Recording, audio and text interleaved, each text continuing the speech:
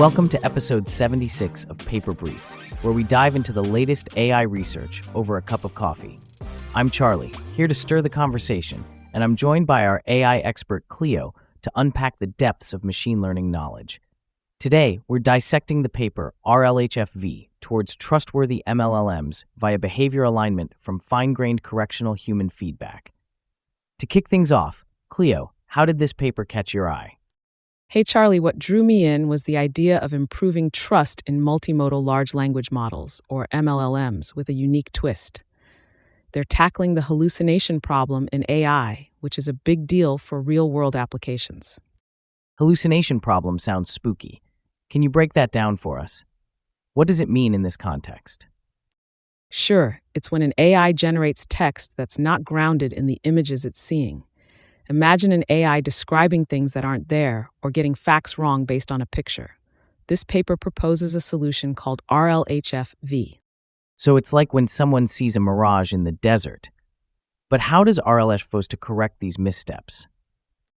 Exactly. The cool part is they use human feedback, but with a fine-tooth comb.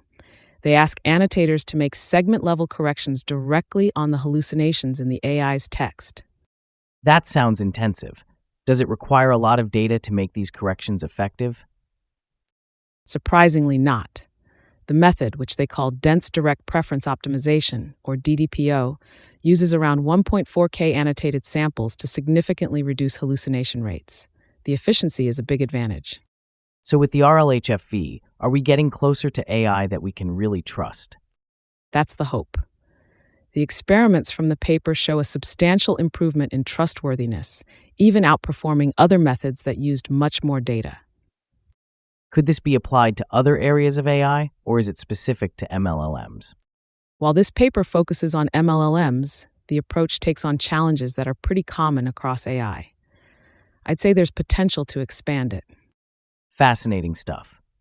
Before we wrap up, where do you see this research taking us in the next few years?